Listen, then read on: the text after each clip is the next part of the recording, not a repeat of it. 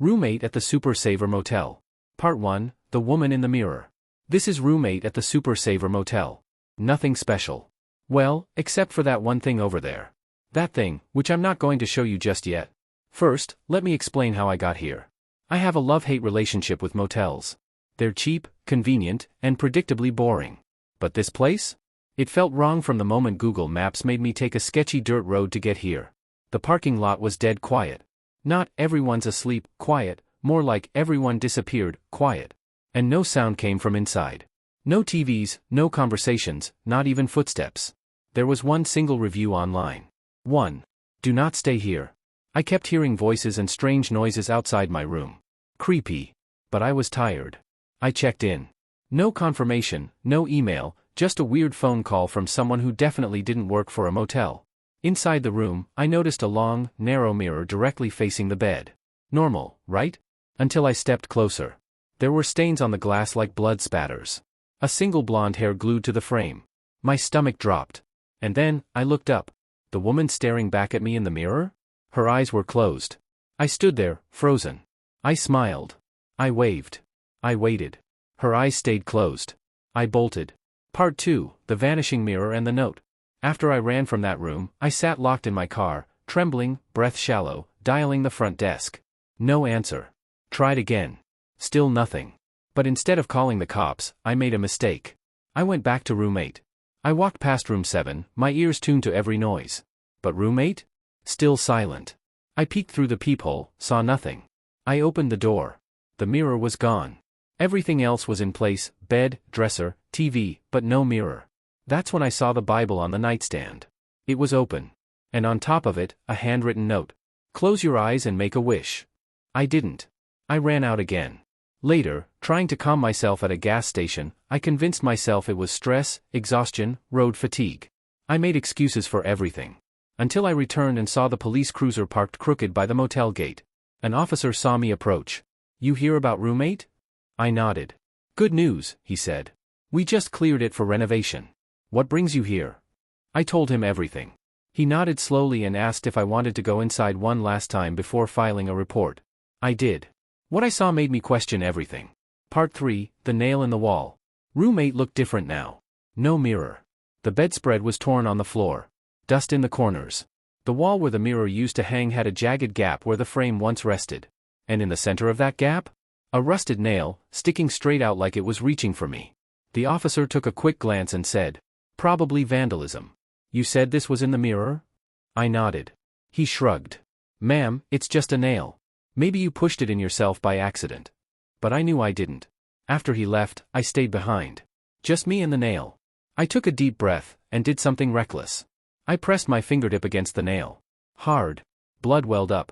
I pressed harder. Pain shot through my arm. I gritted my teeth, kept pushing until blood dripped. Drop by drop, the blood fell onto the floor where the mirror once stood. And then, the blood sank into the wood. Vanished. I looked up at the nail.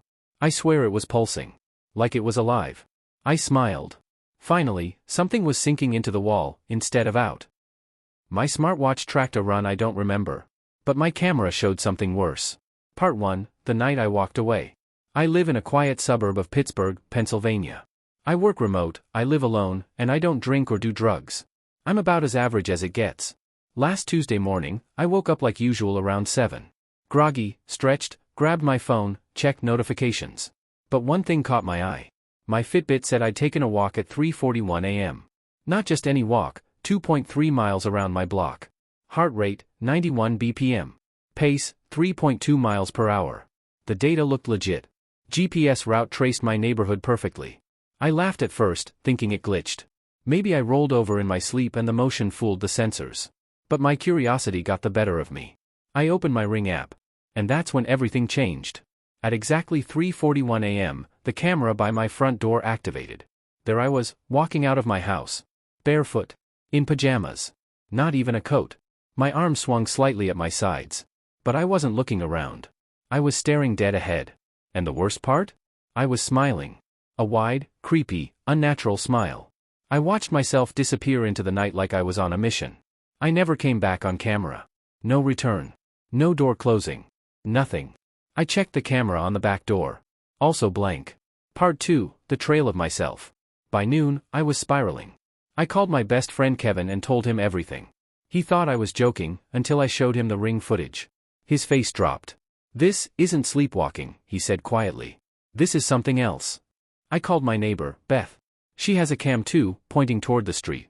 She sent over a clip. 3:47 a.m.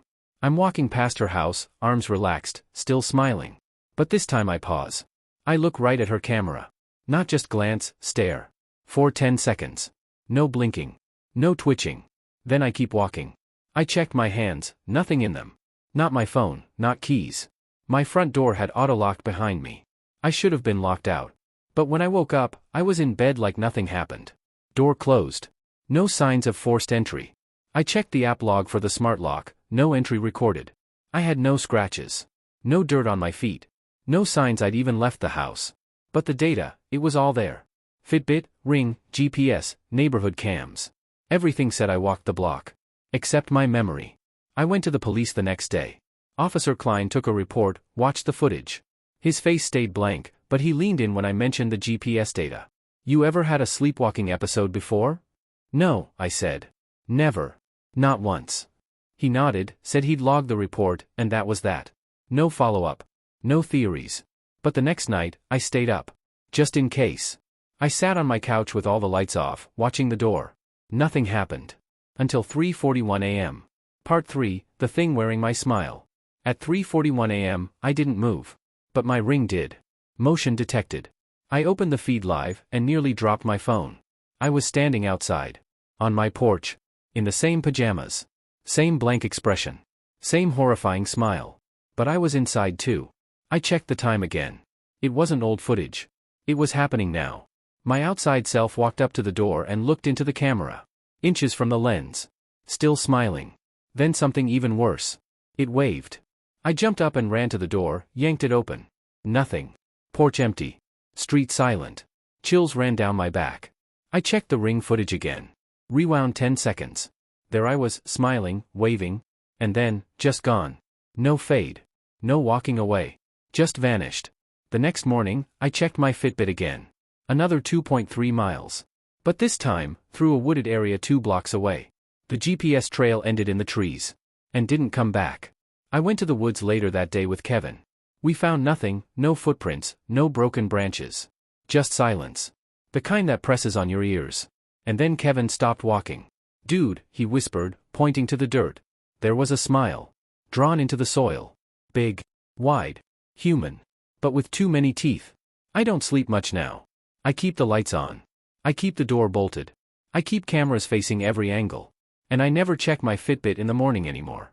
Because I know I'm not the only one wearing my face.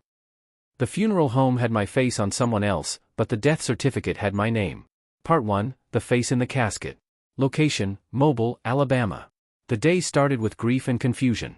My cousin Marcus had died suddenly in a car crash, and our family rushed to the funeral home for the viewing.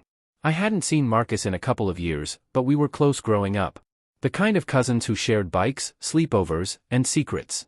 His death hit hard. I showed up at the Langston and Hart funeral home with my mom and sister, already bracing myself for the sight of Marcus's body.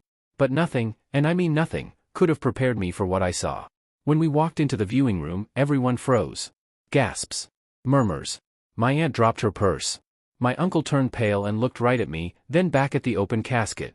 I stepped forward. It wasn't Marcus lying there. It was me. Same dark brown eyes. Same crooked nose from a bike accident in 6th grade. Same scar above the left eyebrow from falling off a swing set. And when I looked closer, my heart almost stopped. There was a tattoo on his forearm. My tattoo. The one I got secretly when I was 19, a compass with the letter M for my mom. Same ink, same exact design, same placement. My head spun. My legs felt like jelly. "What the hell is this?" I whispered. The funeral director, Mr. Langston, came up behind us looking rattled. "I know it's unsettling. But this is your cousin. We have the ID. It's just an uncanny coincidence." My mom looked at me like she was seeing a ghost. My sister was crying and backing away from the casket. I asked to see the paperwork. He hesitated, then said, "I'll get the death certificate." That moment stretched on forever. I couldn't take my eyes off the body. This wasn't a look-alike. This was me. 5 minutes later, Langston returned with the certificate. He handed it to me casually, like it would make everything normal again. But I saw my full name. My birthday. My address. I dropped the paper like it was burning. I'm not dead, I said. But apparently, someone thought I was. Part 2, Who filed my death? I barely slept that night. My mom kept checking in on me like I might vanish in the middle of the night. I don't blame her. The next morning, I went to the Mobile County Records office and asked to pull the death record filed in my name. The woman behind the desk looked confused until I explained I was very much alive. She typed my name, date of birth, and address. There it was, a filed death certificate under my name, timestamped 2 days before Marcus's car crash. Who filed this? I asked. She narrowed her eyes and printed it. Under person reporting death was the name, Richard B. Cullen. I didn't recognize it. The woman said, he claimed to be your legal guardian. I'm 28, I said. I don't have a legal guardian. Back at my car, I called Marcus's mom. She had never heard the name either. But she said something weird. Marcus had been hanging out with some new people. Sketchy types. He'd been distant for months before the accident. That night, I drove back to the funeral home. I needed to see the body again. Langston wasn't there, but his assistant let me in. Under the harsh lights, the body looked even more like me. And something new jumped out. There was a tiny scar just above the ankle. A scar I got from stepping on a nail when I was 7. I touched my own ankle. The same scar was there. The same. Exactly.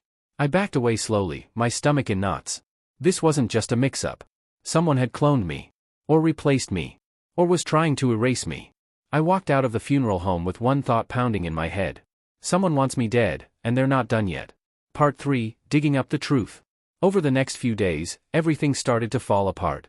My credit cards were declined. My social security number came up as deceased when I tried to apply for a job. My phone service was cut off. Even my email started bouncing. It was like I had been wiped off the map. Alive, but legally gone. I went to the police, but the officer just blinked at me. Sir, you expect me to believe someone else filed your death and put a fake body in a funeral home that looks exactly like you? He handed the death certificate back like it was trash. So I did the only thing I could think of. I tracked down Richard B. Cullen. It took 3 days, but I found a mortgage filed under his name in a nearby neighborhood. I drove there late at night and parked 2 houses down. I watched. Just before midnight, a tall man in a long coat walked out. He was talking on the phone and looked familiar. Too familiar. When he turned into the streetlight, my jaw dropped. It was Marcus. Alive. Very much alive. And not only alive, he looked just like me. A perfect copy of me. Suddenly, it all made sense. Marcus had disappeared months ago. He must have stolen my identity, my appearance somehow, faked his own death, and swapped our names. And now, I was the one who didn't exist. I followed him. He went to a dark building with no signs out front. I peeked inside. Computers. DNA kits. A lab. He wasn't alone. Men in black suits moved around quietly.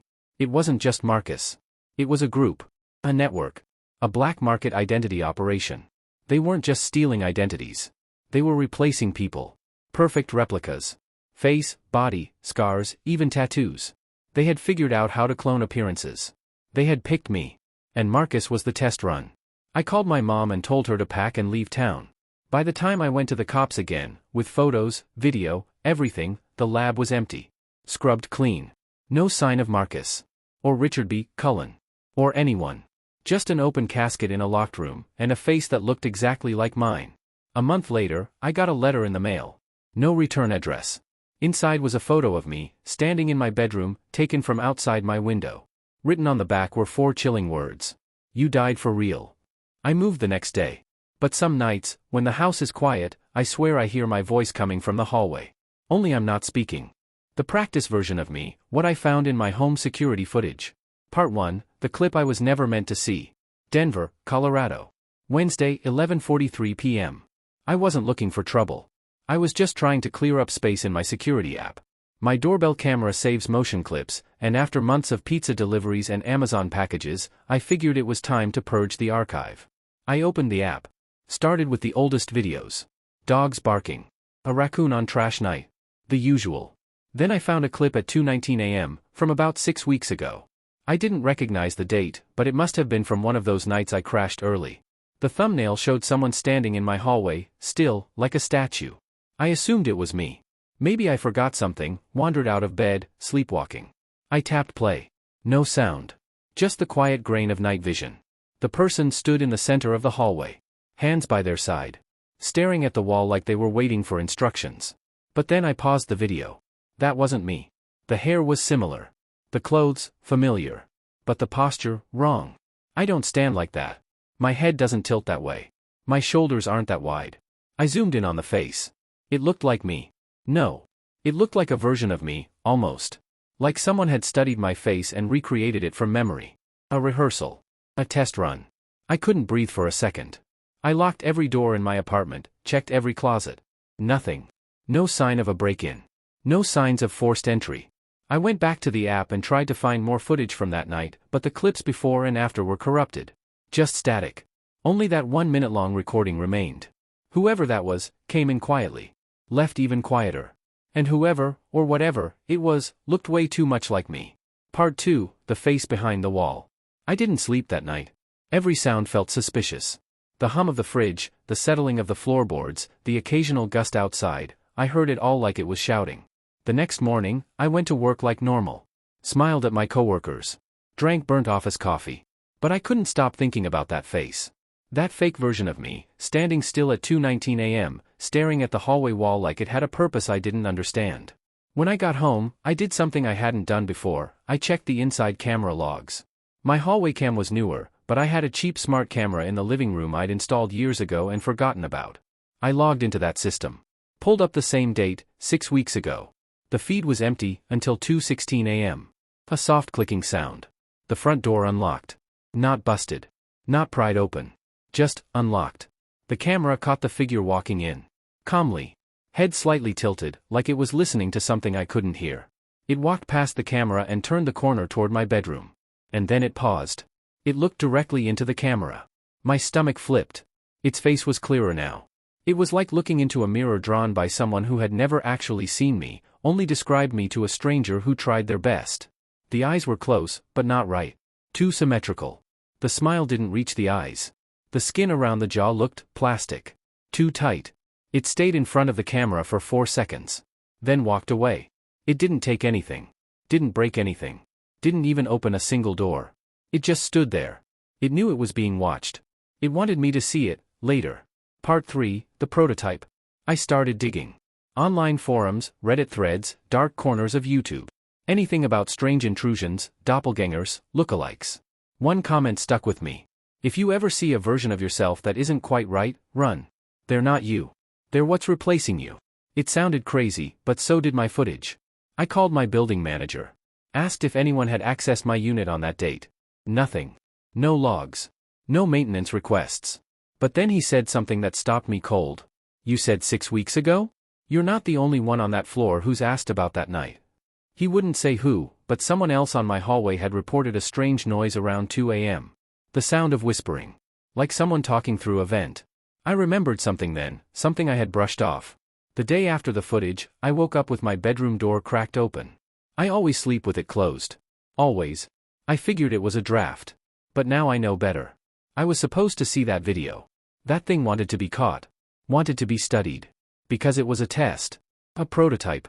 A stranger rehearsing my life. I don't know when they'll come back. But the next time I see them, they won't be standing still. They'll be ready. And they'll be perfect. Level, the town that isn't on any map. Location, deep rural Kentucky, near the Appalachian foothills. Part 1, the wrong turn. I was on a solo road trip through Kentucky, the kind of last-minute adventure you take when your life's going nowhere and you want to pretend otherwise. I had mapped out a drive from Lexington to some small towns I'd never heard of, cheap motels, roadside diners, and long stretches of peace. It was around 4 p.m. when my GPS started acting weird. The little blue dot kept drifting off the road, recalculating every 2 minutes. I figured I must have taken a wrong exit somewhere near Estill County. I pulled over to refresh my maps. No signal. I shrugged, kept driving. About 10 minutes later, the landscape shifted. The rough back road I was on suddenly gave way to smooth pavement. The trees opened up. And just ahead was a pristine little town that looked like something from a postcard. A white wooden sign at the edge read, "Welcome to Level. You're always home here." Never heard of it. But it was perfect. Every house looked freshly painted. Bright green lawns. American flags swaying gently. No potholes, no graffiti, no trash. Kids riding bikes. People sitting on their porches sipping lemonade.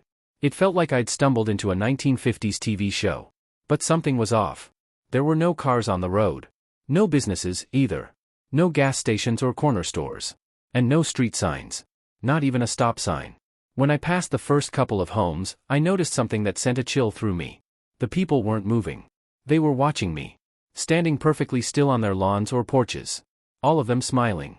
But their smiles weren't natural. They didn't blink. I rolled up my window. My heart started pounding. I drove further, slower now, looking for a way out. But the town just kept going. Every turn led to another row of perfect houses. Same colors. Same people outside. Still watching me. I finally turned into a cul-de-sac and made a slow U-turn. But when I tried to drive back the way I came, the road was gone. Gone. Replaced by more houses. More smiles. And that's when I noticed something worse. My phone was completely dead. Not just out of signal. The battery, which had been at 80%, had shut off entirely. I couldn't get it to turn on. I was stuck in a town that shouldn't exist. With no exit, no GPS, and no clue what I'd just driven into. Part 2, You're Always Home Here. I pulled over in front of a white house with black shutters. A woman was sitting on the porch, rocking slowly. She looked to be in her 50s, her gray hair tied in a bun, wearing a floral dress. I rolled down the window just a crack. "Excuse me," I said, trying to sound casual. "I think I'm a little lost.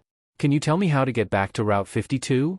Her smile widened, like she'd been waiting for me to ask. "You just stay on Main Street," she said softly. "It'll take you wherever you need." I looked up and down the street. There were no signs. No indicators that this was Main Street. But I nodded.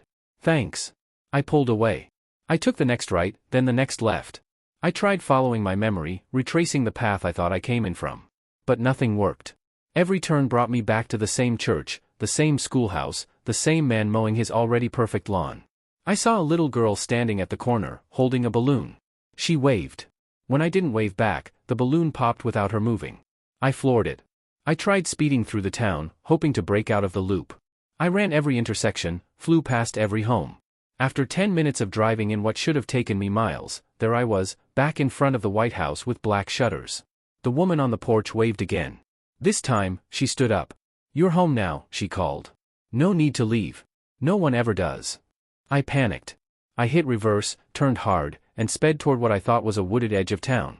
And that's when I crashed. The world spun. When I woke up, it was dark. My car was in a shallow ditch. The windshield was cracked. The front bumper was bent, but the engine still ran. I looked around. The town was gone. No houses. No people. Just trees and a dirt road. I got out, shaking, and stumbled toward the edge of the woods. That's when I saw a wooden marker stuck in the ground, partly rotted. Level Cemetery. EST 1884, abandoned 1956. I turned and ran. Sprinting until I saw headlights in the distance. A tow truck stopped, and the driver, an old man in overalls, looked me up and down like he'd seen a ghost. "You all right, son?" he asked. "Ain't nobody been out near Level Road in years." Part 3, Level was never on the map. Back home, I couldn't stop thinking about it. I had bruises, a sprained wrist, and a long gash on my arm from the crash. But none of it compared to the fear in my gut. I googled Level, Kentucky. Nothing. No town. No records. I asked on Reddit, local forums, Facebook groups. One guy messaged me privately and said, "You saw it too, didn't you?" When I asked what he meant, he blocked me. The more I looked, the less I found. Even historical map databases showed no town by that name. But I did find one weird clue. A 1954 news article from a small Kentucky paper, scanned and blurry, about a coal town called Level that was shut down after a sinkhole swallowed several homes. The town was declared unsafe and abandoned. A few people reportedly refused to leave. It said the government removed it from maps for safety reasons. I tracked down an amateur historian who'd studied ghost towns in Appalachia. When I asked about Level, he went quiet. Then he said, "I don't talk about that place anymore. Just be glad you got out." A few days later, my phone, yes, the same one that died in the town, started receiving text messages. They were blank. Dozens of them.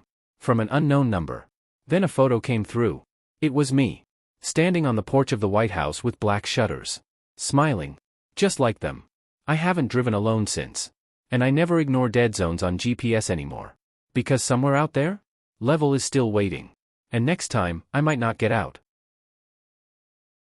The therapist who already knew my secrets. True psychological horror in Austin, Texas. Part 1, The The notebook that knew me. The first time I walked into Dr. Marla Grayson's office, I felt like I was suffocating. Not because it was a small room, it was actually warm and open, with cozy couches, soft jazz playing, and a diffuser puffing lavender into the air, but because I didn't know how to say what I needed to say.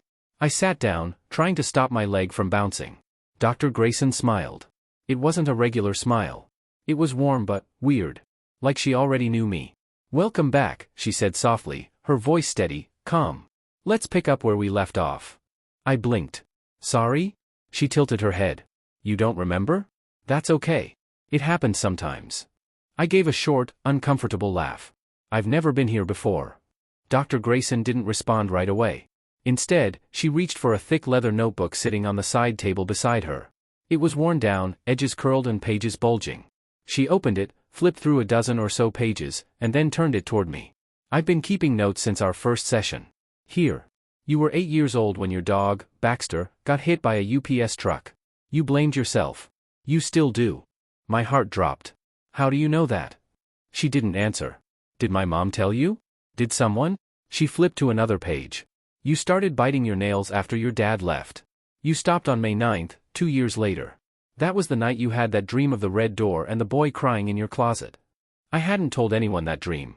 Not even my ex. "What is this?" "I'm your therapist," she said. "This is your life." And then she turned to the last page. It had just one line. "Patient must never realize this is a loop. Part 2, the loops we don't remember." I stormed out of her office that day. I told myself I'd never go back. It had to be a prank. A trick. Maybe even some kind of psychological test. Maybe she was gathering data for a study. I didn't know. But that night, I couldn't sleep.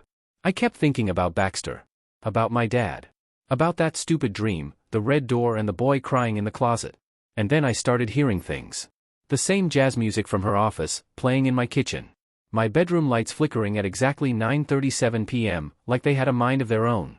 One night, I woke up in a cold sweat, standing in front of my bedroom mirror. I don't remember getting out of bed. I was just there. Staring. And for a split second, I could have sworn my reflection smiled at me before I did. I needed answers. So I went back. She wasn't surprised to see me. "I knew you'd return," she said. "You said this is a loop. What does that mean?" She hesitated, then sighed. "Do you ever have dreams where everything feels familiar, but you can't place why?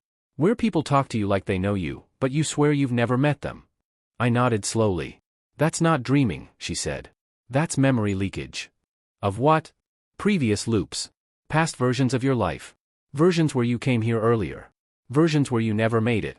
Versions where you didn't survive." I laughed. I actually laughed in her face. "You're insane." She didn't flinch. She just slid a flash drive across the table. "I shouldn't be showing you this," she whispered. "But this is loop 73. I kept a video journal in loop 64. You begged me to." I took it home. Against my better judgment, I opened the folder. There were dozens of videos. Each one titled with my name and a number. In the first one, I looked 10 years older than I was now. My eyes were red and tired. "I don't have much time," I said on screen. "If you're watching this, you broke the loop. You weren't supposed to remember. But now that you do, things will start to unravel. You'll see the door again. And when you do, don't open it." I shut the laptop. Outside my apartment, a UPS truck passed by. The license plate read, REDR 73. Part 3, Breaking the Loop. I went back one last time. Dr. Grayson wasn't in her office. Her assistant told me she hadn't shown up that day. Or the day before. Or the week before. She didn't exist in their records. The office lease had someone else's name on it. Her number was disconnected. Her website, gone. But the notebook? It was sitting in my mailbox. No note. No explanation. Just her leather-bound notebook with all those pages about my life. And a new last page. It said, "You've begun to remember. The system will try to reset you." I turned on the news. A story was breaking in Austin. A woman had jumped from a downtown office building. No ID. Just a flash drive in her coat pocket labeled, Patient 74. I packed a bag and drove to Lake Travis. My old childhood home was still there, long abandoned, but not forgotten. I kept dreaming about that red door in the basement. The crying boy. I needed to see if it was real. I broke in. Floorboards creaked under my feet. The place smelled like rot and wet wood. The basement door was right where I remembered it. Red. Chipped. Cold to the touch. I stared at it for a long time. Then I opened it. Inside wasn't a room. It was a mirror. And in it, I saw every version of me. Crying, screaming, laughing, looping. And one version, bleeding, was writing on a wall. It read, "You were never meant to wake up." The mirror shattered. I screamed. I stumbled back, and everything went black. I woke up in Dr. Grayson's office. "Welcome back," she said softly. "Let's pick up where we left off." I looked around. Same couch. Same jazz. Same lavender. And in my pocket, the flash drive. Same name. Same number. But I wasn't the same anymore. This time, I remembered everything. And I wasn't going to let them reset me again. She died months before my wedding, but she appeared in one photo. True creepy story from Columbus, Ohio. Part 1, the perfect day with one wrong detail. My name is Emily Carter. I live in Columbus, Ohio, and I got married on a cool September afternoon that felt straight out of a Hallmark movie. We held the ceremony outdoors at a charming barn venue just outside the city, golden sun peeking through autumn leaves, fairy lights twinkling by dusk. It was perfect. Our families cried happy tears. Friends danced for hours. My new husband, Jake, and I were beaming in every single photo.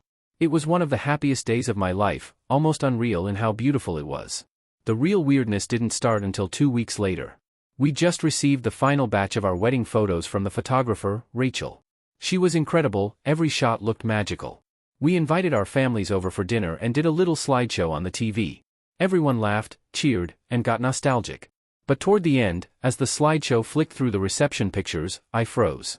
There was one photo, a candid shot of me dancing with my dad, and in the blurry background, almost tucked behind the crowd, was a woman in a long black dress. I thought it was just one of Jake's distant cousins or a plus one I hadn't noticed before. But something felt off. She looked too still. Her head was slightly tilted, her eyes locked on me. And there was something about the shape of her face that made my stomach flip. I zoomed in. The quality was low, so her face was fuzzy. But still, I felt a chill run through me. Jake looked over my shoulder and asked, "Wait, who's that?" My dad squinted. She wasn't there. I'd remember someone dressed like that. We scanned every other picture. She was in none of them. Not one group shot, not in the background of any table photos, nothing. Just this one picture. I asked Rachel, the photographer, if she had any idea who it was. She texted back, "That's not one of your guests, at least not someone I photographed elsewhere." That picture gave me goosebumps when I edited it. I thought maybe it was a shadow or a glitch. But it wasn't. Because when we enhanced the photo further, using some free AI tool online, the woman's face sharpened just a little. And my heart nearly stopped. It looked exactly like my mother. The same cheekbones. The same lips. Even the necklace, a tiny gold heart, that she used to wear every day. My mom had passed away 6 months before my wedding. Part 2, the woman in the black dress. I didn't sleep that night. I kept going back to the image. Zooming in, out. Flipping it in grayscale.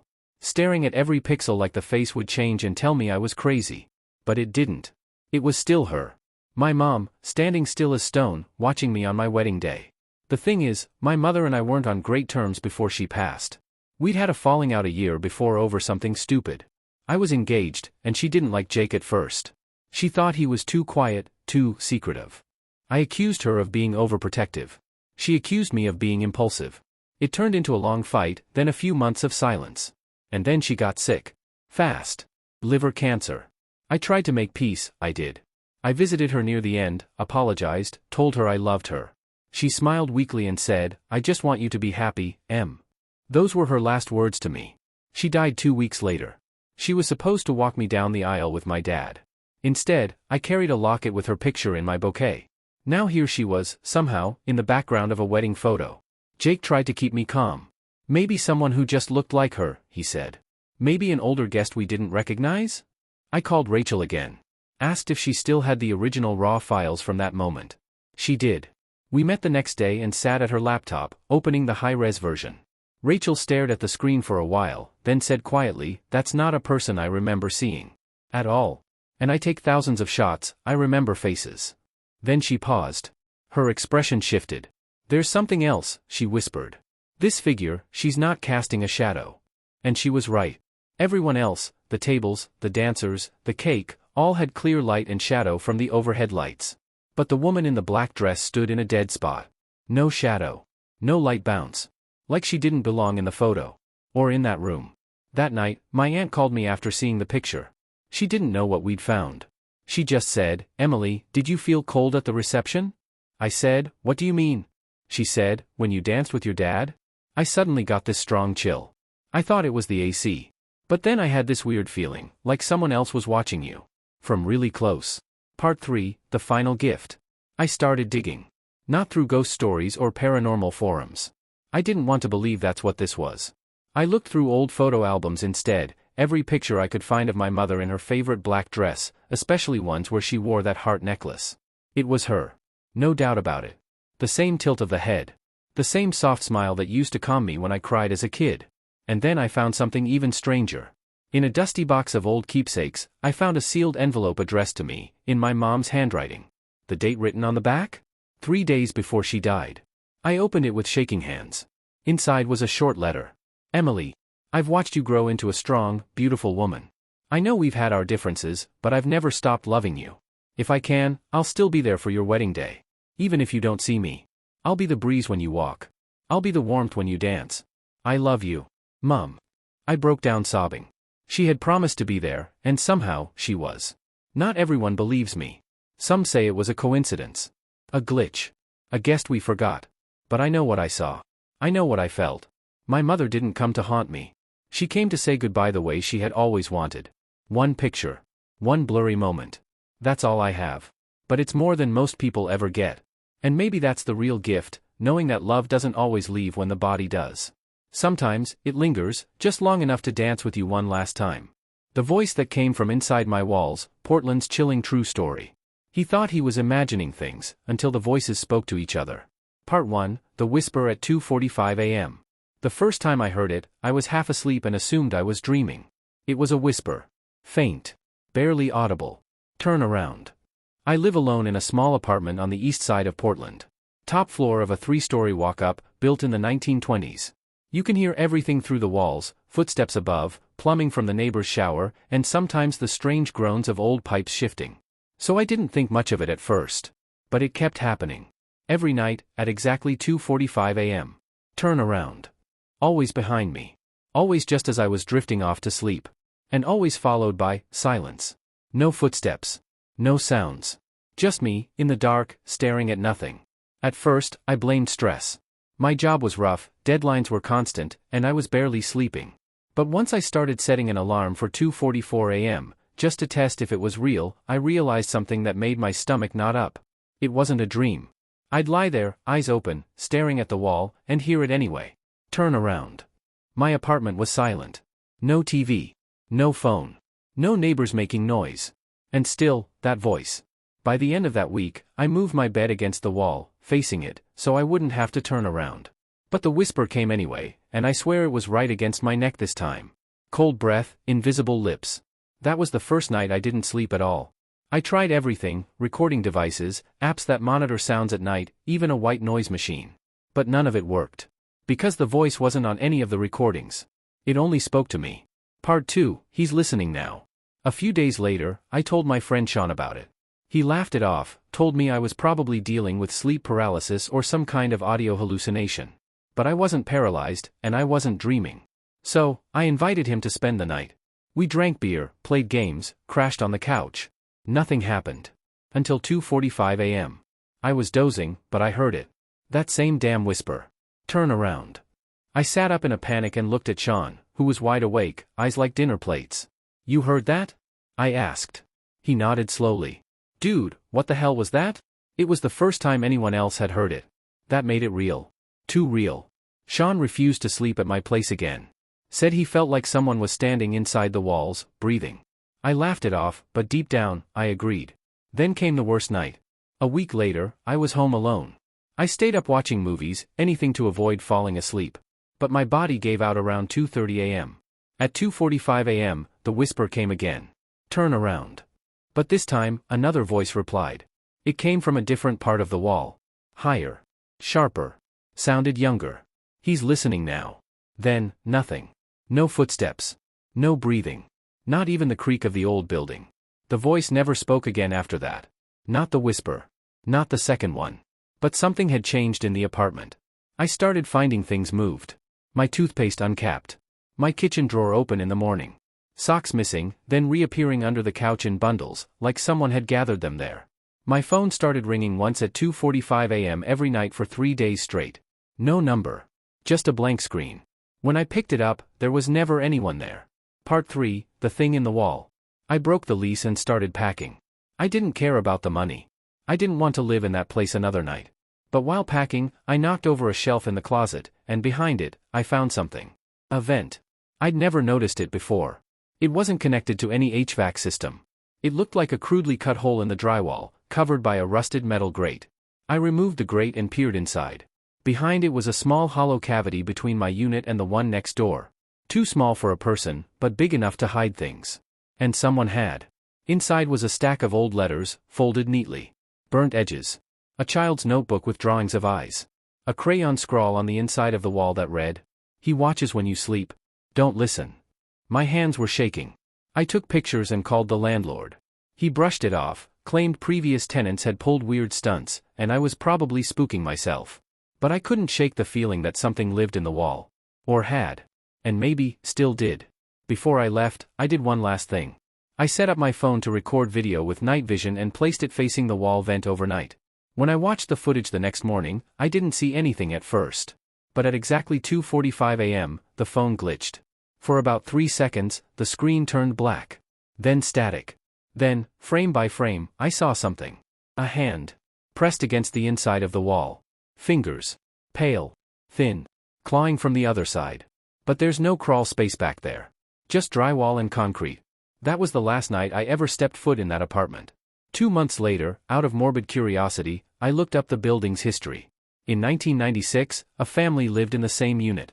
They had a young son who went missing. Never found. The police suspected he'd wandered off or was kidnapped. No signs of forced entry. But neighbors said he always talked to the voice in the walls. The police report mentioned one disturbing detail: the boy was last seen at 2:45 a.m. I don't know what I was hearing. Or who. But I know one thing for sure. When the second voice said, "He's listening now," that wasn't a warning. It was an invitation. The child added to my phone plan was coming from inside my house. Based on a terrifying true story set in Tampa, Florida. Part 1, The Ping in the Attic. It started on a Tuesday night, just after 10:30 p.m. I had just brushed my teeth, crawled into bed, and was scrolling through emails on my phone when a message popped up from my wireless provider. New device added to your family plan, unknown child. At first, I thought it was spam. I didn't have kids. I lived alone in a 2-bedroom house in Tampa, Florida. I never even activated the family plan feature. Still, the message came directly from the carrier's verified app, not a sketchy email link. When I tapped into the account, the device was already active, an old Android phone, listed as child, unregistered device. It had been connected using my plan's auto-approval setting, which I never enabled. But what made my skin crawl? The GPS. The device's location pinged from inside my house. More specifically, the attic. Now here's the thing, my house doesn't have a typical attic. There's no pull-down ladder. No crawlspace hatch.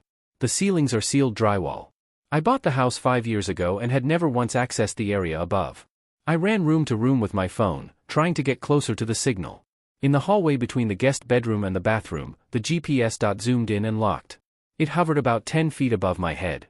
Right above that spot, the ceiling was slightly discolored. A faint ring of dust and, was that handprint smudging? I froze. I turned off the lights, hoping this was some insane technical glitch. I even called my provider's support line. They confirmed the device was actively using network data. They had no record of who added it. That night, I barely slept. I locked my bedroom door. My baseball bat stayed under the sheets next to me. But the device stayed active. And by morning, it had sent its first message. From a number I didn't recognize, I got a text that read, "Don't forget me." Part 2, The Forgotten Child. I spent the next day trying to convince myself there was a logical explanation. Maybe a neighbor's device pinged wrong. Maybe a hacker found my account. Maybe I added a device years ago and just forgot. But that text, it rattled me. It felt personal. The words, "Don't forget me," weren't threatening. They were sad. By noon, I called a local technician to scan for network issues. He ran a full diagnostic of my router, searched for unusual Bluetooth signals, and even used a signal strength tracker to follow the strange device. Every reading led to the same place. Directly above my hallway. In the sealed attic. The technician, a guy named Travis, looked up at the ceiling, puzzled. You ever get that opened up? I told him there wasn't an opening. He paused. Then how'd anyone even get a phone up there? We both fell silent. Out of curiosity, he fetched a ladder from his van and began gently knocking along the ceiling. At one spot, the exact point the GPS locked, his knuckles echoed with a dull hollowness. He pulled out a utility knife. "Wanna check?" My heart was pounding. But I nodded. He carved a square into the drywall. Dust rained down. A few flakes fell on my shirt. The smell that came out wasn't rot, but it was old, dry, wooden, musty. Then came the sound. The soft chime of a child's ringtone. Not from Travis's phone. From inside the ceiling. He stuck his phone up with the flashlight on. His eyes widened. There's a blanket. A few toys. A milk carton. And a phone. I nearly dropped to my knees. Travis didn't go up, there wasn't enough room. But he used a grabber claw to pull down the phone. It was sticky, cracked, but still powered on. Locked. No SIM card. Just connected to Wi-Fi. The wallpaper was a blurry photo of a young girl, maybe 8 years old, brown curls, wearing a yellow dress. The photo looked like it was taken in the hallway. My hallway. I never met that child in my life. That night, the same number texted again. "Why did you stop talking to me?" Part 3, The Hidden History. I couldn't take it anymore. I called the police. I told them everything, even though I felt like I sounded insane. To their credit, a detective came by the next morning. Officer Ramirez. She didn't laugh. She actually went pale when she saw the child's photo. "I need to make a call," she said, stepping outside. An hour later, she returned with a folder. She opened it slowly. Inside was a missing persons report. Name, Olivia Carter. Age, 8, disappeared, June 2011. From my property. In my house. I was stunned. I moved in 5 years ago. But before that, the house sat empty for nearly 3 years. Ramirez explained that Olivia and her mother had lived here. The mother was mentally unstable. CPS had been called multiple times. But when officers finally came for a wellness check in 2011, both were gone. No trace. No foul play confirmed. They assumed the mother ran. But there was one strange note in the report. A neighbor claimed they saw a child staring from the attic window weeks after the official search ended. That was dismissed, because, according to records, this house never had an attic window. Until Ramirez turned to the photo again. The wallpaper on the phone. "That window, right there in the corner," she whispered. I looked closer. She was right.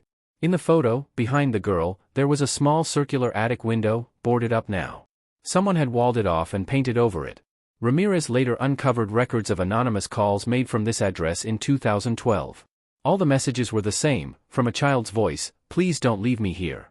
Forensics found fragments of old food wrappers, a moldy stuffed bunny, and signs someone had been living, or had once been kept, above my ceiling. The case reopened.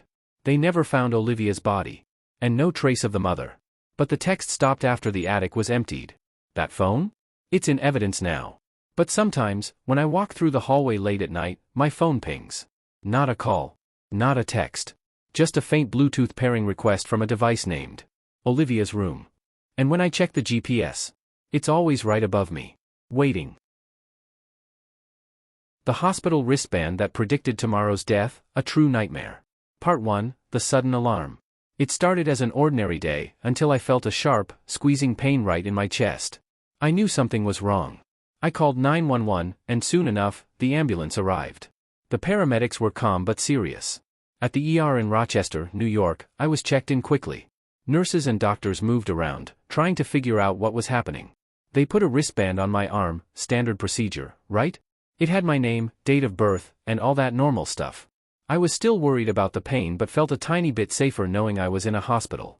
But then, something caught my eye. I glanced down at the wristband again, and my heart almost stopped.